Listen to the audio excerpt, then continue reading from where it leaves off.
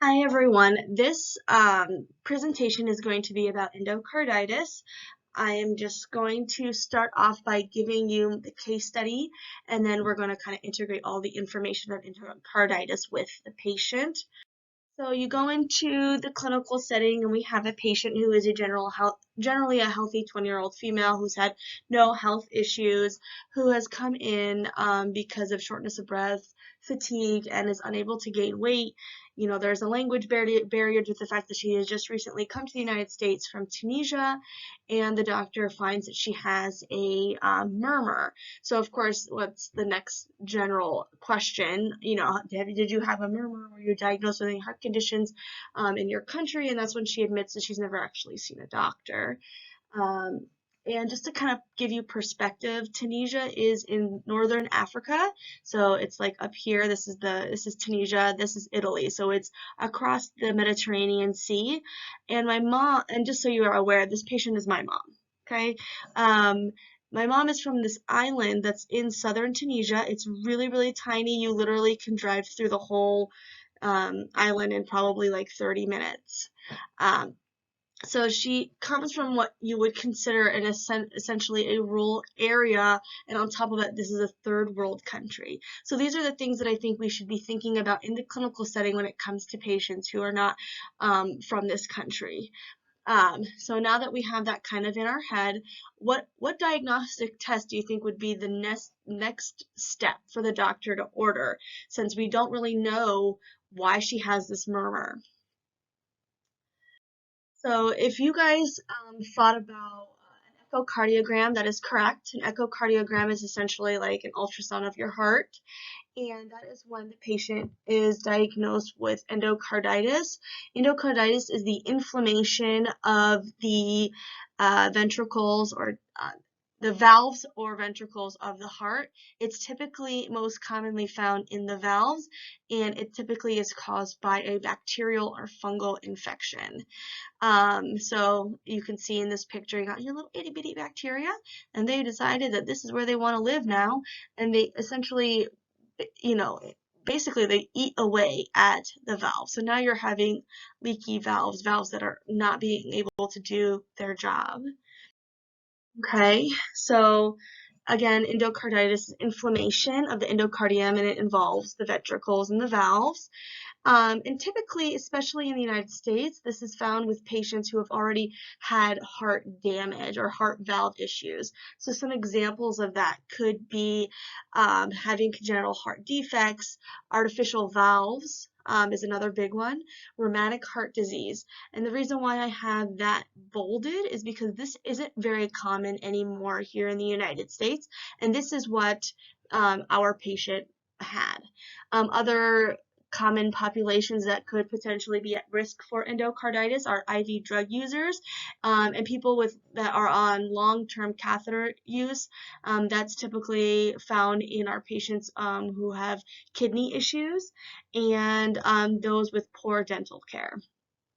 So I just want to stop for a moment and kind of give a question or something that we should discuss about, why would IV drug users be uh, at risk for something like endocarditis? To me, just like thinking logically, all those other kinds of patients make sense as to why they're at risk, but for an IV drug user, why would you think that they would be at risk? Just a little, food for thought there. So just overall, again, the prone populations, like we said, IV drug users, those who already have prosthetic valves, those who end up getting infection while at the hospital because they have heart devices like an LVAD or pacemakers. Obviously, people who are getting older, that makes sense, and those who are on renal dialysis. Typical signs and symptoms of endocarditis, like our patient had shortness of breath, the fatigue, unable to gain weight, a new or change in heart murmur, swelling. Those that are less common are our Janeway lesions and Osler nodes. I have some pictures here because I always forget what they look like. Okay. On this slide here, Now we're going to talk about our patient again. So she was diagnosed with something called rheumatic heart disease. Just to kind of give you an overview of what rheumatic heart disease is, rheumatic heart disease is caused by something called rheumatic fever, and you get rheumatic fever because of strep throat.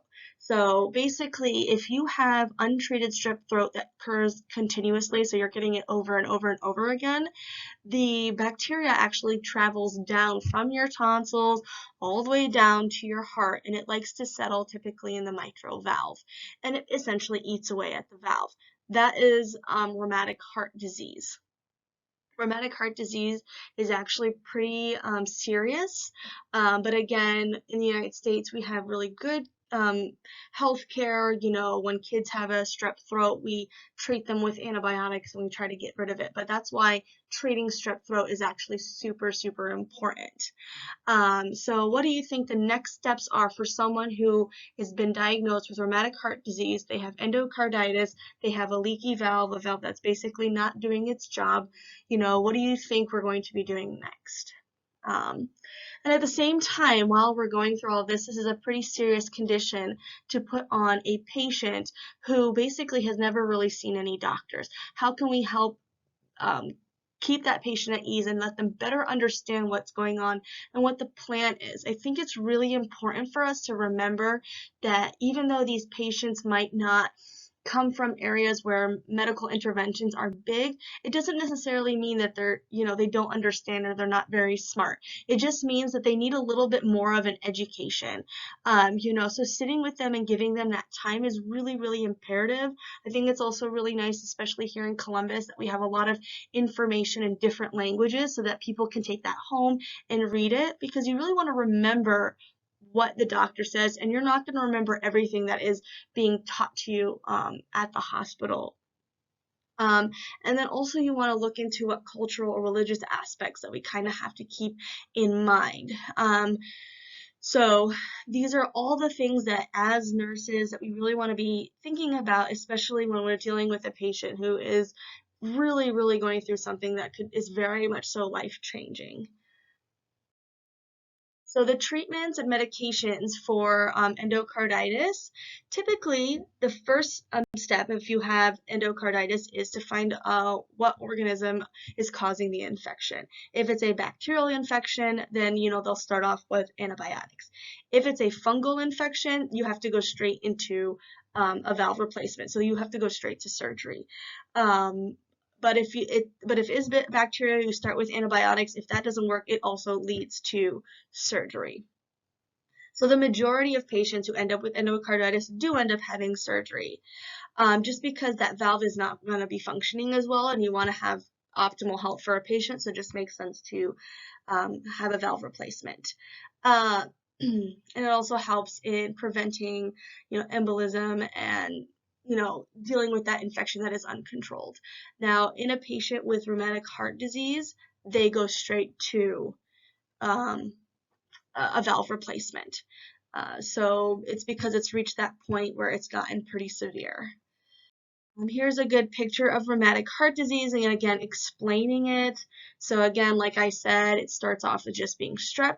Then you're going to end up with this prolonged fever, and then it causes heart valve damage. So we really, really have to just discuss the importance of why we need to cure or fix strep, why you need to finish those antibiotics, because it can lead to something as severe as ending up with a heart condition that you're going to have to deal with for the rest of your life, and then have a valve replacement. Also, you would like to do some prophylactic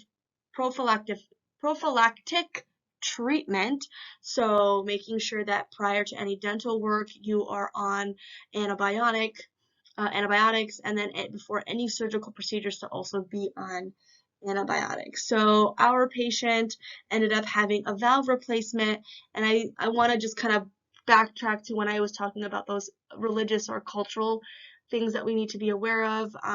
Tunisia is generally a Islamic country, so we're Muslim. Muslims don't eat pork, and a lot of Muslims will also not want to have pork or any pork product or pig product put in them. Different types of mitral valve replacements include getting a a pig valve. So that's something that you really want to discuss with the patient. Like, these are your options. You can get a valve that is from a pig. You can get a mechanical valve, and so on and so forth. And we have to make sure that we're explaining that to our patients, because even though pig valves are generally what they like to start off with, there's a chance that maybe that patient doesn't want to do that because of their cultural and religious views, and we have to learn to respect that. So my mom does have a mechanical valve. As a kid growing up, I thought she swallowed a clock, because you can literally hear it going tick, tick, tick, tick, tick, tick. It's very interesting. Other side note, just for fun, because she has a mechanical valve, what other lifelong treatments does she need? She is on Coumadin. She has been on Coumadin my whole life. She'll be on it for the rest of her life, because of the fact that she has a mechanical valve. Everything is coming together, guys. All of our classes. Alrighty. The next slide here are those functional health patterns that you really want to think about when it comes to our patients. So for this one, you're going from a patient who had no medical intervention, never really saw a doctor, to now needs surgery and is going to have a scar. And I think it's really important to kind of sit there and talk to that patient about what is going to happen and what you're going to experience after surgery. Not just, oh, you're going to be in pain, and oh, we're going to do this internally. You're going to have an external scar, and that's going to be there forever.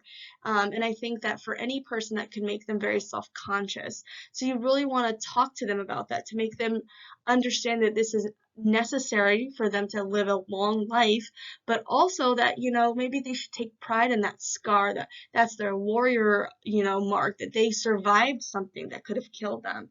That's like how I like to view it when it comes to my scars that I've had because of my heart conditions that have nothing to do with my mom's. But also health perception and health management.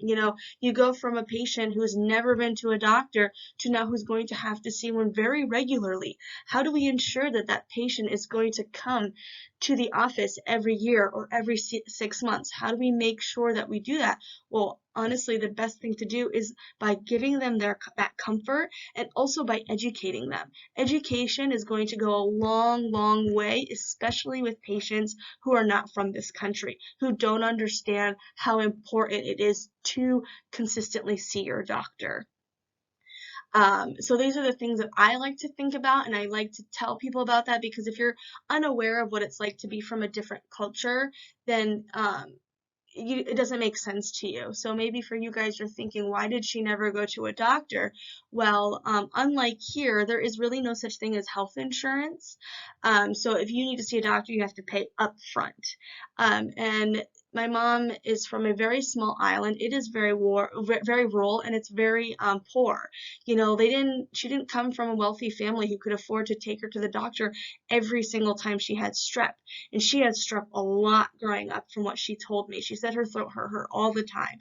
And so instead, they did a lot of, herbal medications, a lot of praying. My mom was told just to eat yogurt, and that will help it. I'm not joking. So, as long as we can educate the patient and explain to them why they need to do this, you'll see that people will come, because people do care about their health and they care about themselves.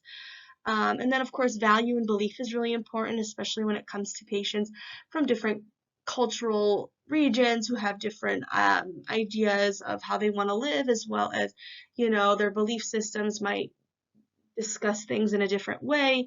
So as long as we keep that as a respect, and sometimes when you show general interest in their beliefs and they like to talk about it, you're making them feel more comfortable. So that's always a good thing to also keep in the back of your head. And again, educate is really, really important. I think it's really important to tell new parents, when your kid has a sore throat, even if it's just a sore throat, bring them in, especially if it comes with a fever, bring them in. Let's test them for strep. Make sure that strep doesn't go untreated, because it can lead to something so severe, and we don't want that, right? So, really, really like repetition. Explain to that patient why this is going on, why you need to do this, why you need to complete the antibiotics, why you need to do this when it comes to this medication, or need to be seen in 3 months. As long as we educate that patient, we're really going to help them, for them to have a better quality of life, and then for them to hopefully in the future not have to come so often. And those are my references. I hope you guys enjoyed the lecture or presentation, and let me know if you guys have any questions.